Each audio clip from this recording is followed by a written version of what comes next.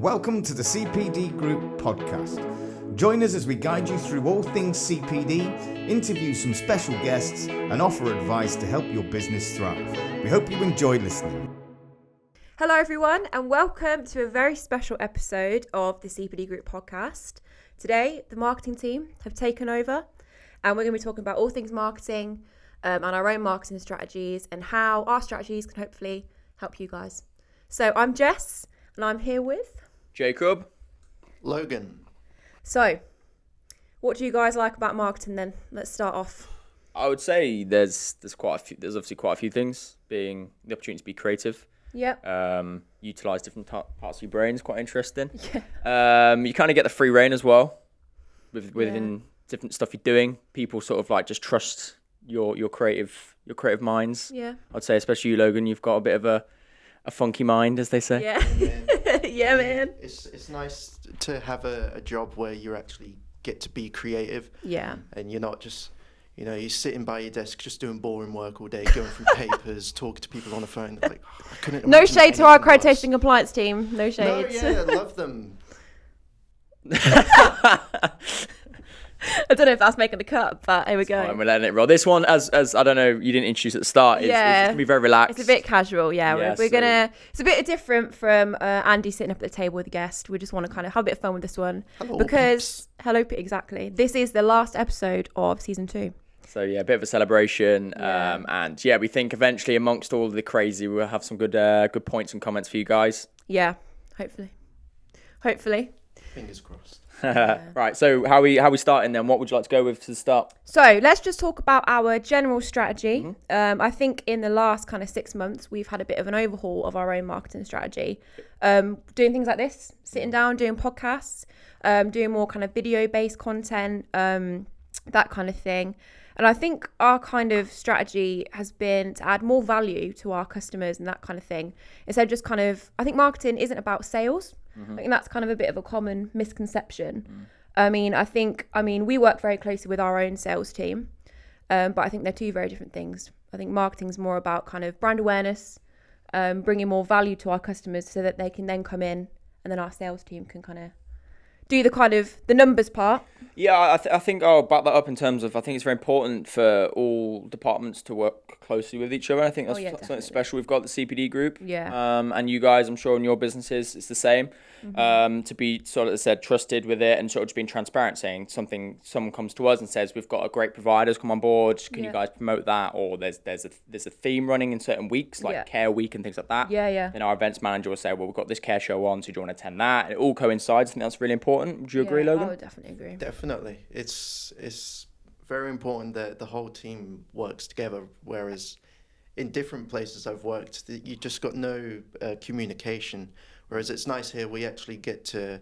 So the business development team will come up to us with a new trend or something, for example, and we'll just make a piece off of that, and then that way we've got more targeted content, which is really helpful in the overall. Yeah, I agree with Overallness. Yes, definitely. Nicely put. Keywords there. But I definitely agree. And I think what is so great about our team and what, as we've said, people can learn from is making sure that the brand messaging is the same across all the departments as well. 100%. So what we do whenever we're making a marketing campaign is we make sure that, we have an internal marketing email list. So everybody will get our emails that we're sending out before they go out. So then if somebody rings up, you can kind of be, we've just sent an email about this. We've just done a blog about this. So I think that it's a very good sales tool. All singing off the same hymn sheet, as they say. Exactly, as the phrase goes, singing off the same hymn sheet. But yeah, I think that's definitely something that we've implemented in our own strategy a lot more. I would say, to be fair though, being honest, I would say recently a bit more. I would say to be fair, I would say we've always, like I said, always been transparent with each other and things like that. But I'd say with this email thing, I'd say it's only been a couple of months we've sent that internally, which has been helpful. Yeah. So obviously we're always learning and developing as well. Oh yeah, absolutely. And time's always changing. If you don't learn and adapt, then you will get stuck behind. So I think with new regulations, things that come in, when we post them out on to you guys on emails and things like that, it's important for our team, no matter which department you're in, to sort of see that and be aware of it, because you're all having conversations with different people. Yeah, absolutely. And I think kind of for example, we've taken on LinkedIn a lot more recently, because with our social strategy, we've kind of been, you know, in the past, we've kind of focused on Instagram and Facebook a lot more. But I think recently we've kind of learned that our kind of customer base are on LinkedIn, and we kind of form those kind of personal connections with people on that. So like connecting with actual people. So like on my personal LinkedIn, I'm always connecting with people that we've worked with. For example, if we go to events, you know, we're connecting with people, and then kind of the rest of the team kind of help with that as well. So like Matt, our events manager, he's on all the time. You know, he's always, he likes to think he's part of marketing, by the way. Yeah, he's kind of like our, apart from Ziggy, I don't know if you can see on the camera, he's kind of our fourth member of the marketing team. He's always in our office, isn't he? But with LinkedIn, as you said there, that's something which in the last probably, September time, we really started to push that. For us, it's working.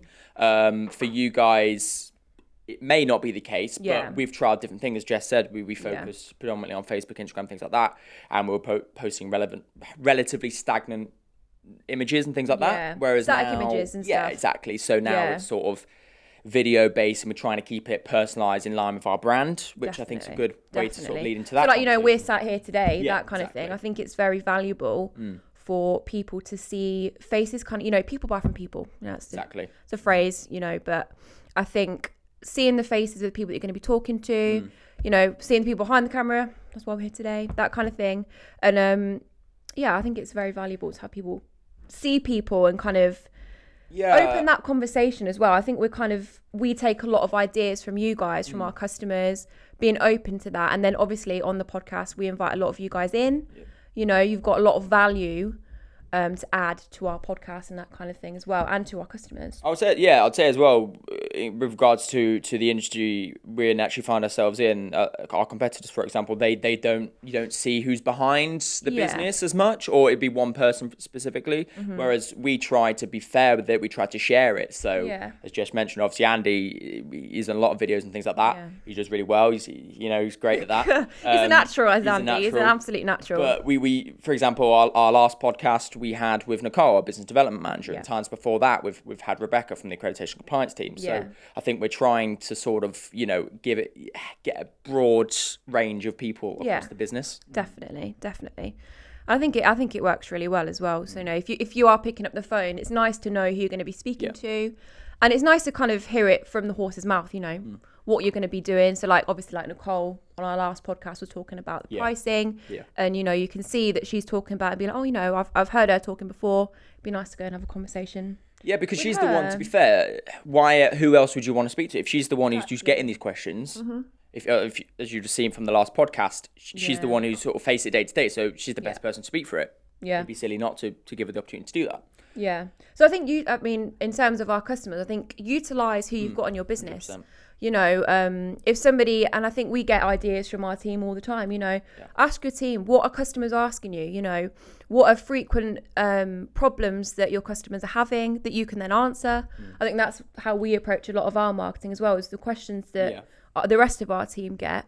Because I think a lot of marketing is about solving people's problems. I think it's not necessarily about saying, you know, how great you are, the services you offer. I think it's, people will see, oh, you know, you can solve my problem. And I think, you know, that's how we kind of frame our podcast, how we frame our blogs, how we kind of frequently asked questions. So so as we mentioned, we get certain themes and people come. A lot of people asking this question. Can we get a podcast, a blog, a newsletter about that? And that's something which, if some people are asking it, a lot of people are thinking it as well. So definitely. I think it's before they come into us to ask, we make it easy. We put it out to you and go, here's things that you might be thinking of or that you're a bit unsure of. Watch this podcast and that will solve it for you, I think. It's worked quite well for us. But I would say, to be fair, we're with regards to CPD TV and the podcast on the whole, I would say if you guys would have, obviously you have to have resources for it. It's not, but you can even start with just your phone. I mean, that's how we started, you know, our very first podcast. God, it's funny. It's so funny looking as well, back. But it was so funny. Yeah, before you even started. Yeah, that's the phrase. It's rustic, you know.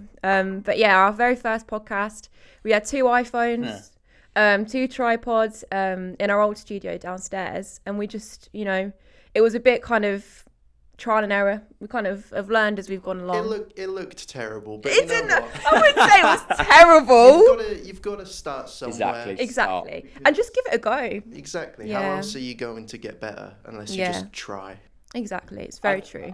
I completely agree with that. You hear all these inspirational people say, if you never try, you'll never know, and all these sort of things. Which it is true. Like it's very true. It's very true.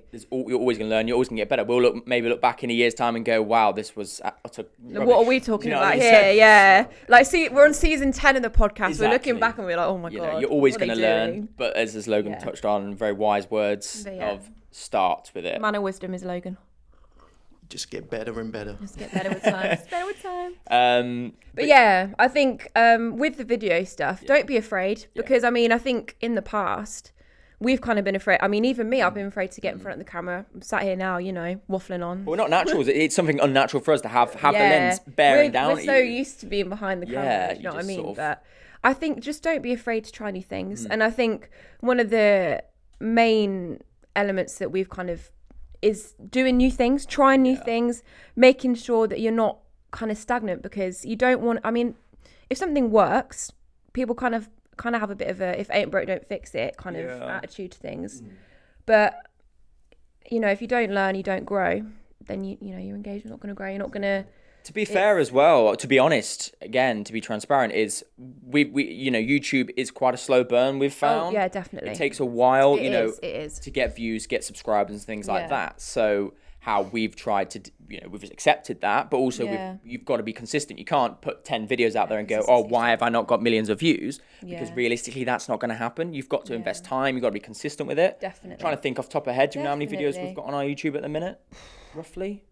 Don't know. 60, 80 videos, something maybe? like that, around that, averagely. And you never, I think the thing is, don't get disappointed and disheartened, because some videos will get loads of views, it will be brilliant, you'll get lots of engagement, but then sometimes you won't. And then I think you learn from that, and you kind of, I think analysing what you've been doing is so important, looking at what's worked, what hasn't worked, things such as even just like the titles and descriptions of things, drawing people in.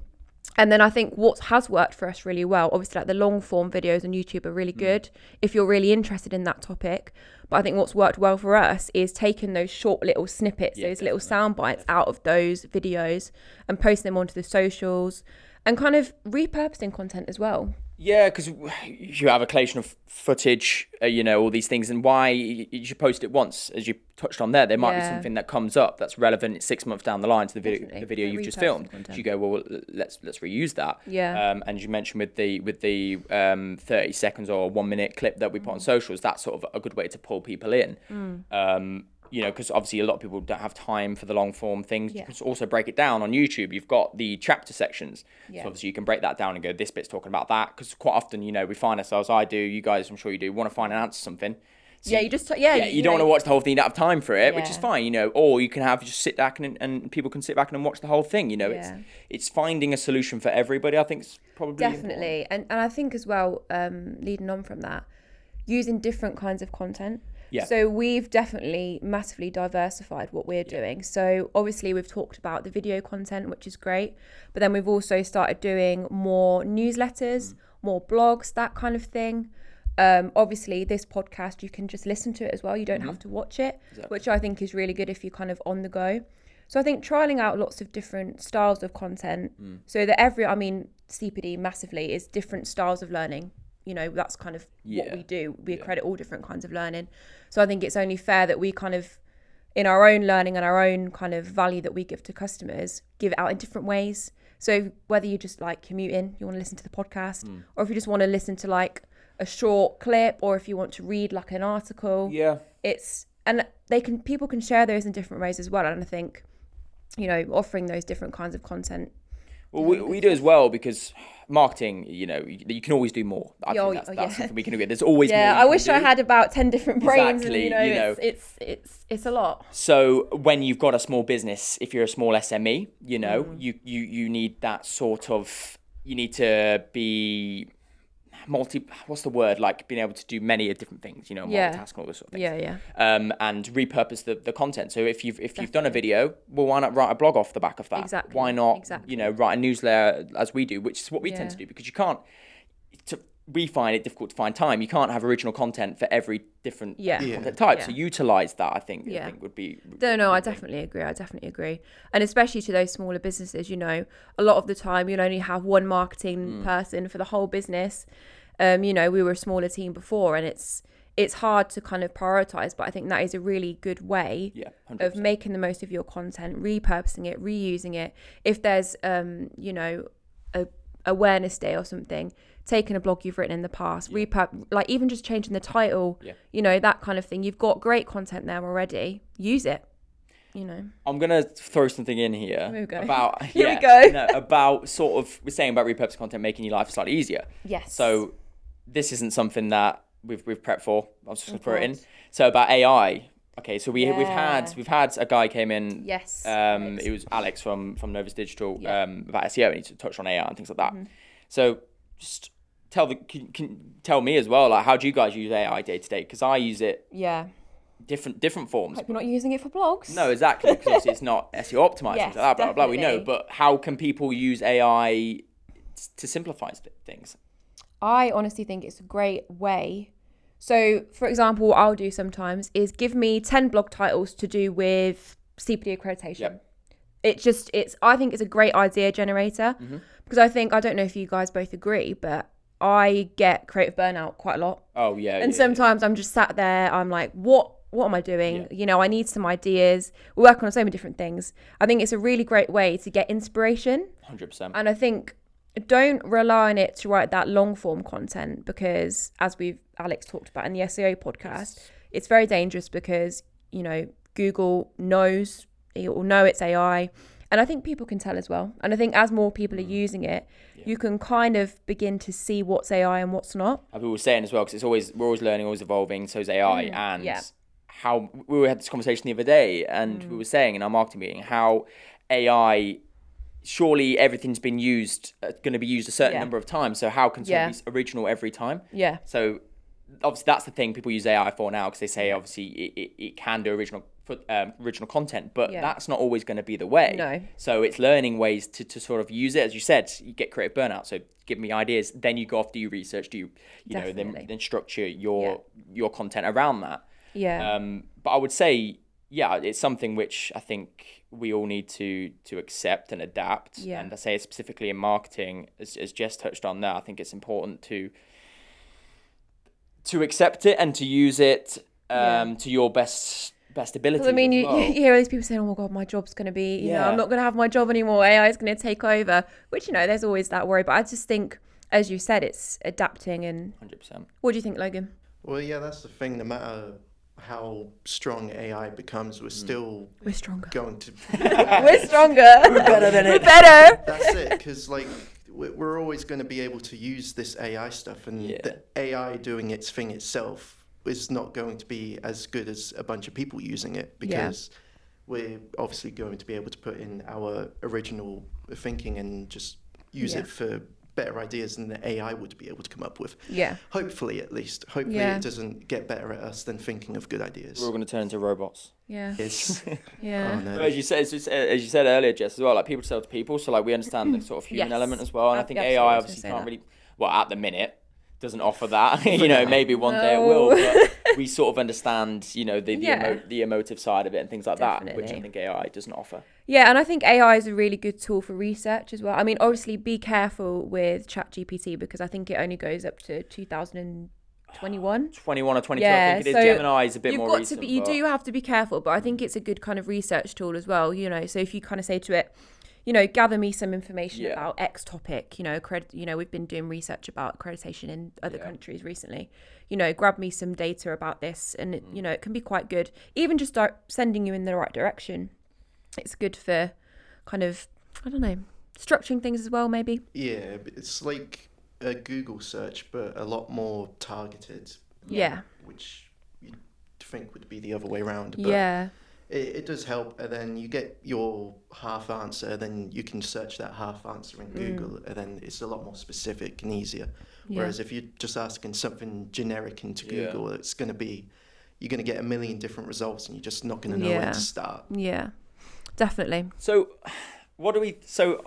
following the basis of this as well, like let's go. Should we go into SEO as well? Yeah, now? that's That's a minefield itself. Oh my god. And we're not experts in it. We had an expert on Yeah, the podcast. So we as did, I said, yeah. watch that podcast. Definitely Brilliant. tune into that. 2-part series. Really good. Um, My first podcast appearance. May I add? It was your first podcast. May This I is add? Sloganized debut. So you're a professional. I'm a season pro now, season guys. pro. But yeah, no. So should we sort of touch on how we use SEO and what we're doing in our so I mean, SEO has been a kind of revelation for us. Really, we've kind of been trying new things. So I think metadata, meta tags, that kind of thing has been really important. Yeah, and it is really difficult. You know, you've got to really target those keywords while still making sure that you're not kind of, I wrote that blog the other day. Yeah, but it's got to sound. It's got to sound. It's kind of remaining human as well. Yeah. So I don't know how much experience our customers have with SEO. I'm sure you've got a lot of experience with it. But for us, it's kind of hitting those keywords and making sure that we're, visible on search engines. And kind of, as we've said, like not sounding like you, as Alex said, keyword stuff in that kind of thing. But yeah, we've been using a new tool as well, haven't we? Yes. Yeah, we've got a new really handy, SEO tool, which has been really good. helpful. I mean, there's lots of tools out there you can use. I've seen like SEMrush, Hike, which we use. Yeah, there's all sorts of different. I mean, we're not SEO experts. No, in I think any way, but I think like a lot of you guys as well. Like you understand, you appreciate the importance of SEO, and you sort of think, but it is important, but it's a lot of time. Can I be bothered? It is very time And you can push it back. But I think at some point make a start as well, which is using these softwares, which are relatively simple. The sort of layout, what are your main keywords, where you can utilize them, how they rank, what number of searches you have per keyword, things like that. Yeah. Which is for us, makes a lot of sense, and I think for you guys, it will just help you sort of boost those sort of rankings up definitely up the leaderboard. Yeah. Yeah. Do you want to touch anything else on SEO? I think blogs as well are really helpful for SEO. I mean, as we said earlier, looking at questions that are being asked, because a lot of the time, as we've touched on earlier as well, if you're looking for something, a lot of time you'll answer a question, how do I get CPD accreditation? Yeah. How do I do this? I mean, for your, let's think of an example. If you're a teacher, you do teacher training, teachers CPD, how many CPD points do I need as a teacher or whatever industry you are in? True. So I think utilizing that will help SEO, and then it'll also help for like your social posts as well. So kind of framing things around questions, I think is a big thing that we do. Well, as Alex said as well, so I keep bringing him back into it, but he mentioned obviously like Google is there to be informative and things like that. So it's obviously going to prioritize things which are going to help people. Definitely. And like you say, to structure questions and have your content based around that is then obviously going to be prioritized over certain content. Yeah. I think it's quite important. And I think for you guys, if you're a trainer, for example, you could then have a blog based a question around your service, your industry, and then sort of something which people might think, oh, I've never thought of that. Yeah. That'd be something which then get yourself found over your competitors. But yeah, no, SEO is, it's a minefield. It is a minefield. It really is. But and as we said on the last one, it depends on your business as well. That was kind of the main phrase we said in the last podcast. It depends. And I think that's this whole podcast kind of as well, like in marketing, it does depend on your business. And think, we're sat here talking about what we're doing, but I think it's very important to kind of every business is going to succeed differently on different socials, on in your email campaigns. You've got to figure out what works best for you and what works best for your customers as well, or who your businesses that you're targeting. So I think it is very important to kind of sit down, as we did, and kind of look at what's working, look at what's not working. Don't just kind of, for example, TikTok. I mean, like a year ago, I was like, oh, we need to be on TikTok. Yeah. We were on TikTok for a while. Our customers, they are on TikTok, but, the main bulk of our customers are probably on LinkedIn, are probably on, Facebook, Instagram. But I think it's, it's very important to kind of know your audience. Yeah. But then your audience can also change as well, which I think that is a year very ago true. The business is in a different place than it is now, and I think that's the thing as well. Don't just stay stuck on one thing, because your business could change and for example, like you said with us, our audience at the time was probably predominantly on TikTok and things like that, and then now it's sort of edging towards the LinkedIn thing, which has been really beneficial.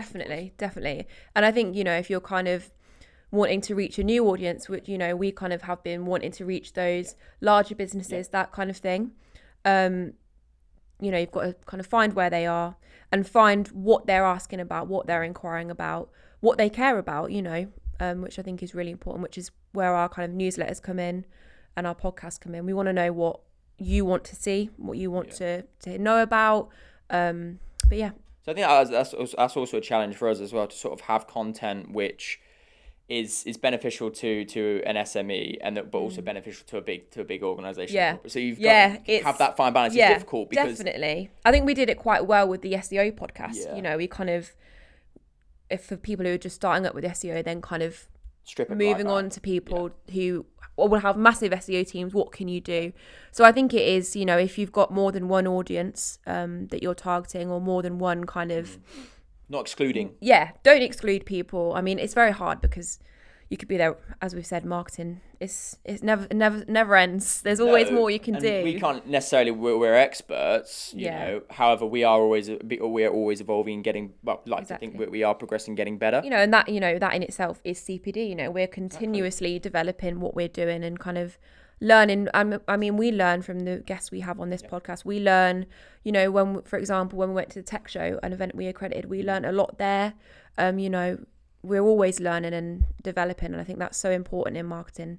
Just don't stagnate. That's the thing that I'd agree with that. Yeah, that's one thing that I'd say is just don't get comfortable. It's very easy to get comfortable when it comes to marketing, but I think you always need to be developing and be looking for what you can do better. 100% and evolve. So something which we've been doing as well is constantly is our strategy around emails as well. Yes, so massive emails thing. is a massive thing for us, for our business, and I'm sure it's for many of you guys out there, or will be in the future. Yeah, you're probably sick of seeing emails from me and Jake. Well, as we touched on, as a business, we try to personalize ourselves around the business and all these things. And I think with the emails as well, you know, we've been putting our faces on the emails, little things like that. I was at an event last week. Oh yeah.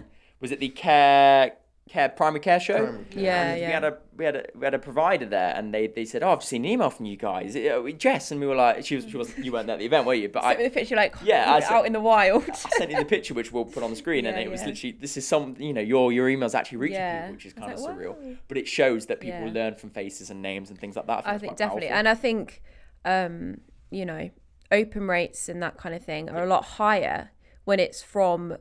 You know, if you go, you know, you look in your email inbox, you know, we all do it. We've all got loads of spam in there from, you know, ASOS or whatever. I don't know about you guys, but Joe Blogs. Joe Blogs and Skippy. That's a little inside joke there for you guys. I don't know if you've noticed in our podcast, but Andy always uses Joe Blogs. Andy loves Joe Blogs. Andy loves Joe Blogs, yeah. But anyway, going back to emails. So let's carry on with that example. You get an email from a business, or you've got an email from, let's say, Joe Blogs. You're probably more likely to open the email that's from a person, because, you know, as we've said many times, people buy from people. People buy from people. People do buy from people. So I think that's one thing that we've kind of introduced is sending emails from people, and kind of, again, as we touched on earlier, using relevant people in your business. So, for example, if, I don't know, I'm trying to think. If we're reaching out to new businesses, Nicole, doing it from Nicole, because Nicole is our business development manager. So she'd likely be the person that the customer will be in contact with. So kind of, I don't know, even if they're not, I mean, we've made the email obviously, but you know, it's from that person. Yeah, you know, it's more personalized. It is, 100%. And you know, kind of, I think with our copy as well, we're not kind of stuffy. Do you know what I mean? We're quite... We like to think we're not. I say differently. Well, yeah, you might be like, oh god. Yeah, no, we try to keep it, and like add images, keep it a bit, light, you know, a bit not light. funky light, you know, informative as well. Yeah. But then again, this is like saying, you know, for your business, that might not work. What's that? Oh no. Cut. Cut. What does it say? It says it on both of The them. maximum recording time has been reached. Thank you for tuning in to the CPD Group podcast. Be sure to tune in next time for more helpful content. See you soon. Before you go, did you know that you can receive a free CPD certificate from listening to this podcast? all you need to do is head over to thecpd.group/podcast. That's thecpd.group/podcast and enter the confirmation code 80030.